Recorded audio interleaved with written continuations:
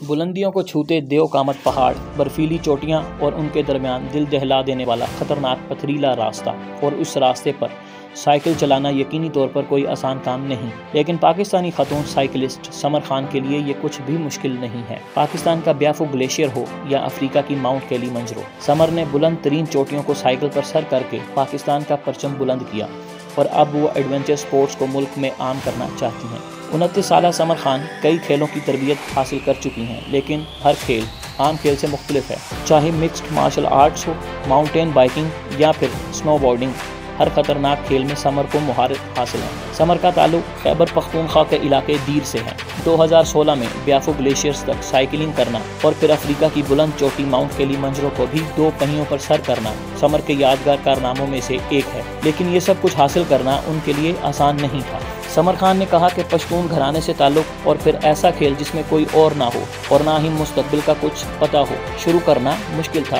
گھر والوں کو منانا بھی ایک چیلنج تھا، اور پھر بعد میں لوگوں کو ایڈونچر سپورٹس کی اہمیت بتانا، اس کے لیے درکار فنڈنگ پر راضی کرنا بھی مشکل مرحلہ تھا، لیکن انہوں نے محنت سے سب کچھ ممکن بنایا۔ سمر کہتی ہیں کہ انہوں نے ماؤنٹین بائک اور ایڈونچر سپورٹس کا انتخاب اس لیے کیا کیونکہ اس کھیل میں ہمیشہ غیر ملکی ایتھلیٹس کے نام لیے جاتے تھے، کوئی پاکستانی ایتھلیٹ کا نام نہیں تھا۔ حالانکہ پاکستان کی جغرافیائی کنڈیشنز میں وہ سب کچھ موجود ہے جو کسی کو بھی ماؤنٹین بائیکنگ اور ایڈونچر سپورٹس میں بلندیوں پر لے جانے کے لیے ضروری ہے۔ ان کا کہنا تھا کہ وہ نہ صرف یہ ثابت کرنا چاہتی تھیں کہ پاکستانی خواتین بھی سب کچھ کر سکتی ہیں، بلکہ ساتھ ساتھ ملک کی سیاحت کا فروغ بھی ان کا ایک ہدف تھا۔ سمر کہتی ہیں کہ جب انہوں نے بیافو گلیشیئرز پر سائیکلنگ کا عزم کیا تو لوگوں نے ان کا مذاق اڑایا اور کہا یہ ممکن نہیں، لیکن انہوں نے ہمت نہیں ہاری، اور 3 ہفتے کی مہم جوئی کے بعد، جس میں ٹریکنگ اور سائیکلنگ دونوں مراحل شامل تھے، انہوں نے وہ کر دیا جو پہلے کسی پاکستانی خاتون نے نہیں کیا تھا۔ اس کے بعد افریقہ میں ماؤنٹ کیلی منجرو سر کیا،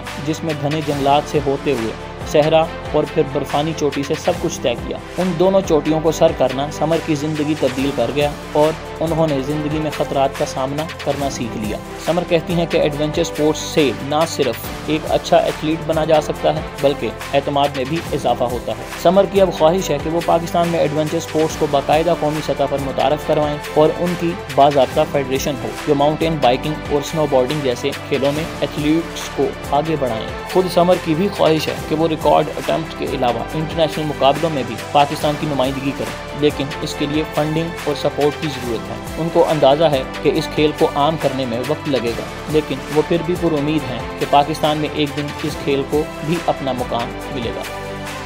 کھیلوں کی تمام تر خبروں سے باخبر رہنے کے لیے سبسکرائب کریں KS سپورٹس۔